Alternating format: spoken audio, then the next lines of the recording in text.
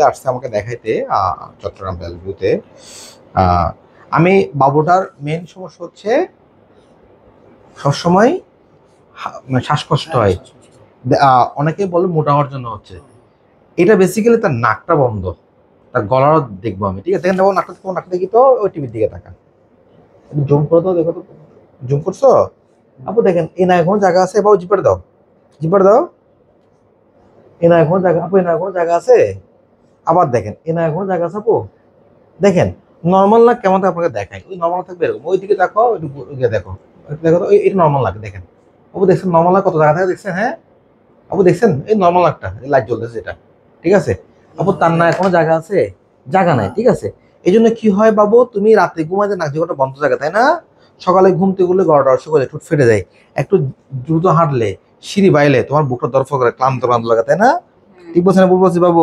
দেখবেন বাবু সারাদিন খালি ঘামাই, তাই না? হাত পা ব্যথা করে খালি, ঠিক বলছে না ভুল বলছি?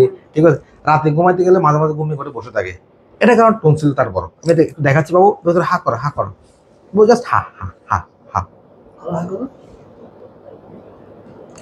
দেখছেন? দেখছেন? দেখছেন?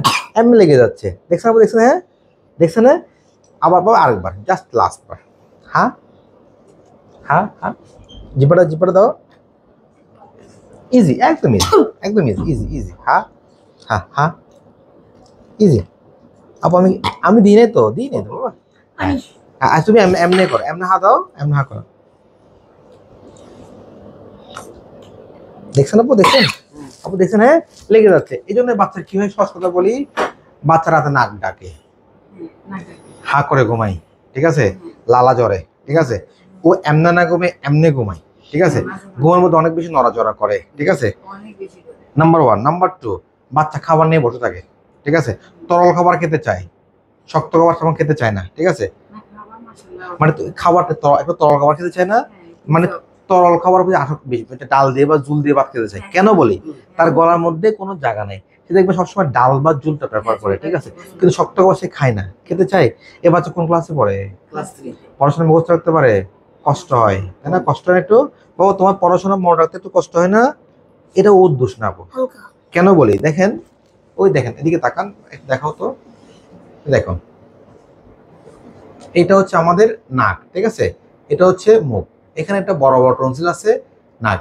এই এই সমস্যার কারণে যখন পুরো ব্রেন অক্সিজেন ঢুকে না, ব্রেন ঠিক মতো অক্সিজেন পায় না, অক্সিজেন না আলটিমেটলি কি হবে, ব্রেন হাইপোক্সিয়া হয়ে কি হয়, বাচ্চা পড়াশোনা মুখস্থ রাখতে পারে না। আমার কথা বুঝতে পারছেন?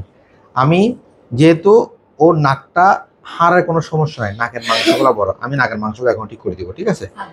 আর টনসিলগুলো অনেক বড় বড়, এগুলো আসলে টনসিল কখনো ওষুধ দিয়ে ভালো হয় না, সরি, টনসিল কখনো ওষুধ দিয়ে যায় না।